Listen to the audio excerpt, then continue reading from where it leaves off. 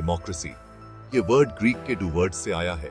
Demos मतलब people और Kratos मतलब रूल। इसका मतलब है डेमोक्रेसी में पावर पब्लिक के हाथ में होती है। ये एक ऐसा सिस्टम है जहां सिटीजन्स अपने लीडर्स चूज करते हैं और उन्हें इन्फ्लुएंस कर सकते हैं कि वो कैसे रूल करेंगे। डेमोक्रेसी में पावर नीचे से ऊपर जाती है, यानी कि गवर्नमेंट को पब्लिक को जवाबदेह बनाना पड़ता है। रेगुलर और फेयर इलेक्शंस के थ्रू लोग अपनी चॉइस बता सकते हैं और अपने इलेक्टेड ऑफिशियल से उनके काम का हिसाब मांग सकते हैं। ये सिटीजन पार्टिसिपेशन का बेसिक प्रिंसिपल ही डेमोक्रेसी की स्ट्रेंथ है, जो इसको ऑथोरिटेरियन रेजीम से अलग बनाता है, जहां पावर कुछ लोगों के हाथ में होती है। डेमोक्रेसी को अक्सर बेस्ट फॉर्म ऑफ गवर्नमेंट माना जाता है, लेकिन इसके क्रिटिक्स और चैलेंजेस भी हैं। कुछ लोगों का मानना है कि डेमोक्रेटिक सिस्टम्स की कमजोरियों से प्रोग्रेस में रुकावट आती है और नकारात्मक रिजल्ट्स निकलते हैं।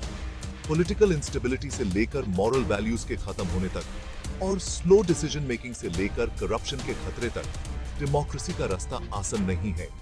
इन पोटेंशियल पिटफॉल्स को समझना बहुत इंपॉर्टेंट है, ताकि हम डेमोक्रेटिक इंस्टीट्यूशंस की इंटेग्रिटी को सेफगार्ड कर सकें और उन लोगों की कंसर्न्स को एड्रेस कर सकें जो इसकी इंपॉर्टेंस पर सवाल उठाते हैं।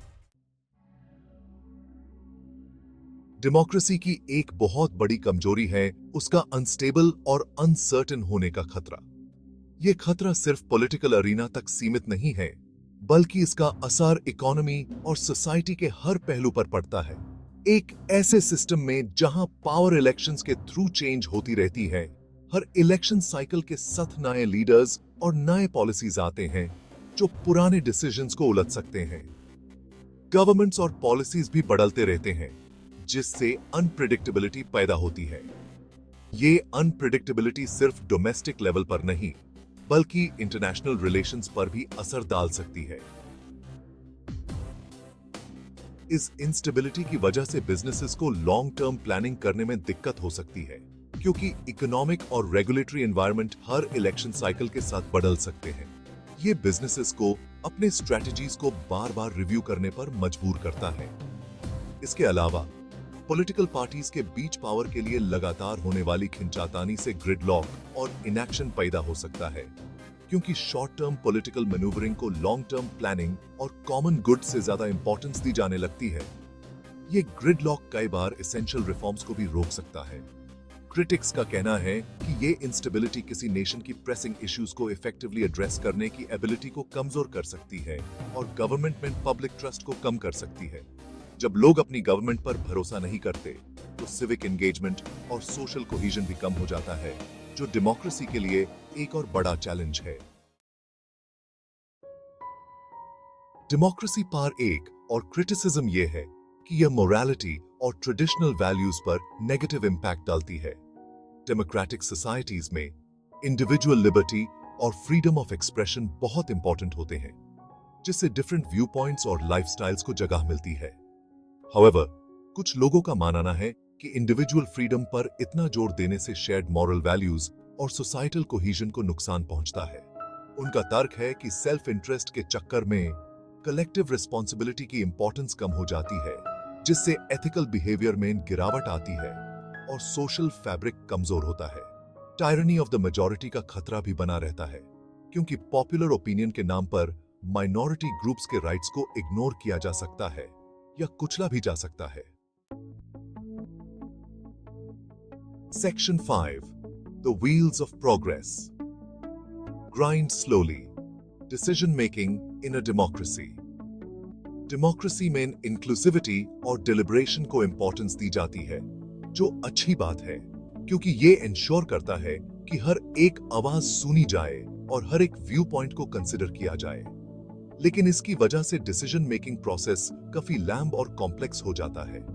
हर एक पॉलिसी को मल्टीपल स्टेजेस से गुजरना पड़ता है, जहां हर एक स्टेक होल्डर अपना इनपुट देता है। ऑथोरिटेरियन रेजिम्स के उल्टा, जहां डिसीजंस जल्दी और एक तरफा लिए जा सकते हैं, वहां एक ही लीडर या छोटी सी ग्रुप डिसीजंस ले लेती है बिना किसी ऑपोजिशन के। डेमोक्रेसीज में कंसल्टेशन, कॉम्प्रोमाइज और पब्लिक की कंसेंट की जरूरत होती है। ये इंश्योर करता है कि डिसीजंस लोगों के हित में हो और उनकी नीड्स को एड्रेस करें। इस वजह से डिलेज और ब्यूरोक्रेटिक हर्डल्स आते हैं, क्योंकि पॉलिसीज पर डिबेट होता है, उनमें बदलाव किए जाते हैं और उन्हें वेरियस चेक्स एंड बैलेंसेस से गुजरना पड़ता है। ये प्रोसेस ट्रांसपेरेंसी और अकाउंटेबिलिटी को बढ़ाता है। हर एक पॉलिसी को मल्टीपल कमिटीज और रिव्यूज से पास होना पड़ता है, जो इंश्योर करता है कि कोई भी डिसीजन जल्दबाजी में ना लिया जाए। क्रिटिक्स का तर्क है कि ये कम्बरसम प्रोसेस इनोवेशन को रोकता है और नए आइडियाज को इंप्लीमेंट करने में रुकावट डालता है। इमरजेंसीज में तेजी से रिएक्ट करने में रुकावट डालता है, क्योंकि हर एक स्टेप को अप्रूवल और कंसेंसस की जरूरत होती है, और उन सिटीजन्स को फ्रस्ट्रेट करता है जो अपने इलेक्टेड ऑफिशियल से एफिशिएंसी और स्विफ्ट एक्शन चाहते हैं। ये फ्रस्ट्रेशन अक्सर प्रोटेस्ट्स और पब्लिक डिस्कंटेंट में बदल जाता है। आज की तेजी से बदलती दुनिया में डेमोक्रेटिक डिसीजन मेकिंग का स्लो और डिलिबरेट नेचर एक लायबिलिटी मान जाता है, लेकिन यह भी याद रखना जरूरी है कि यह प्रोसेस लॉन्ग टर्म स्टेबिलिटी और फेयरनेस को इंश्योर करता है, जो किसी भी समझ के लिए जरूरी है। Section 6. The cancer of corruption. Undermining the foundation. Corruption यानी कि प्राइवेट फायदे के लिए अपने पद का गलत इस्तेमाल किसी भी पॉलिटिकल सिस्टम की इंटेग्रिटी और इफेक्टिवनेस के लिए एक बहुत बड़ा खतरा है, और डेमोक्रेसी भी इससे बचे हुए नहीं है। ये एक ऐसा रोग है जो धीरे धीरे सिस्टम को अंदर से खोखला कर देता है और लोगों का विश्वास टूट जाता है। हालांकि कोई भी फॉर्म ऑफ गवर्नमेंट करप्शन से इम्यून नहीं है। डेमोक्रेटिक सिस्टम्स खैर वल्नरेबल हो सकते हैं, क्योंकि पॉलिटिक्स में पैसे का बहुत जोर होता है, ब्यूरोक्रेटिक इंस्टीट्यूशंस का कॉम्प्लेक्स वेब होता है, और ट्रांसपेरेंसी और अकाउंटेबिलिटी इंश्योर करना मुश्किल होता है। ये कॉम्प्लेक्स वेब, जिसमें कई लेयर्स होती हैं, करप्शन को और भी ज्यादा बढ़ावा देती है। क्रिटिक्स का तर्क है कि कैंपेन फाइनेंसिंग की जरूरत एक ऐसे सिस्टम को जन्म देती है जहां वेल्थी इंडिविजुअल्स और स्पेशल इंटरेस्ट ग्रुप्स का इलेक्टेड ऑफिशियल्स पर बहुत ज्यादा इन्फ्लुएंस होता है। ये इन्फ्लुएंस, जो पैसा और पावर के जरिए आता है, डेमोक्रेटिक वैल्यूज को अंडरमाइन करता है। इसकी वजह से ऐसी पॉलिसीज बनती हैं जो कुछ लोगों को फायदा पहुंचाती हैं और बाकी सब नुकसान में जाते हैं, और डेमोक्रेटिक प्रोसेस की फेयरनेस और इम्पार्शियलिटी पर से पब्लिक का विश्वास उठ जाता है। जब लोग अपने नेताओं पर विश्वास नहीं करते, तो पूरे सिस्टम की क्रेडिबिलिटी खत्म हो जाती है और लोगों का भरोसा टूट जाता है। ये एक विशियस साइकिल बन जाता है जहां करप्शन और डिस्ट्रस्ट एक दूसरे को बढ़ाते हैं।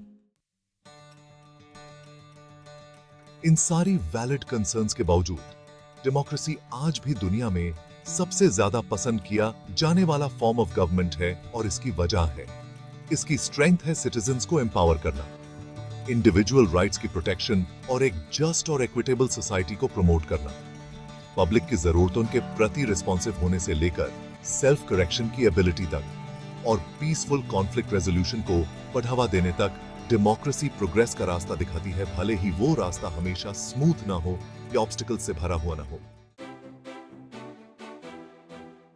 डेमोक्रेसी के फेवर में एक बहुत बड़ा आर्गुमेंट यह है कि यह अपने सिटीजन्स की जरूरतों और एस्पिरेशंस के प्रति रिस्पॉन्सिव होती है।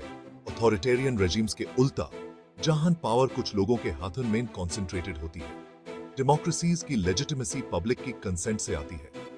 रेगुलर इलेक्शंस और सिविक एंगेजमेंट के तरीकों के थ्रू सिटीजन्स के पास अपने लीडर्स को अकाउंटेबल होल्ड करने की और पॉलिसीज को इन्फ्लुएंस करने की पावर होती है, जो उनकी जिंदगी पर सीधे तौर पर असर डालती है।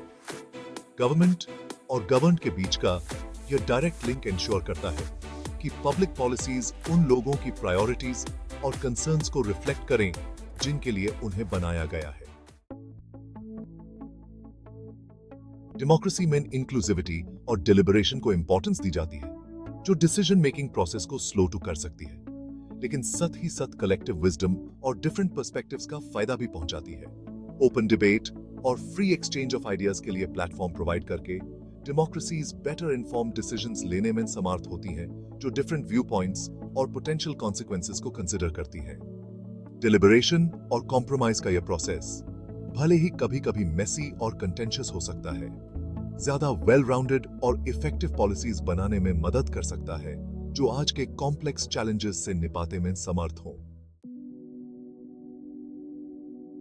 ऐसी दुनिया में जहां कॉन्फ्लिक्ट और डिवीजन बहुत ज्यादा है, डेमोक्रेसी एक उम्मीद की किरण की तरह है, जो पीसफुल कॉन्फ्लिक्ट रेजोल्यूशन और इंडिविजुअल राइट्स एंड फ्रीडम्स की प्रोटेक्शन का रास्ता दिखाती है।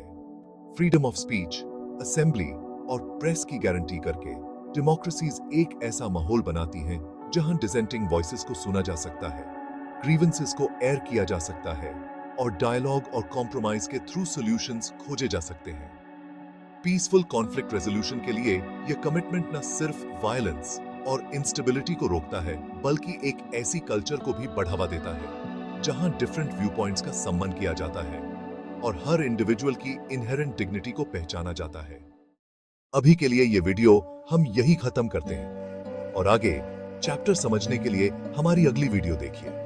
और अगर आपको कोई अध्याय समझ में आया तो कमेंट करें। ऐसे ही जानकारी के लिए हमारे चैनल को सब्सक्राइब करें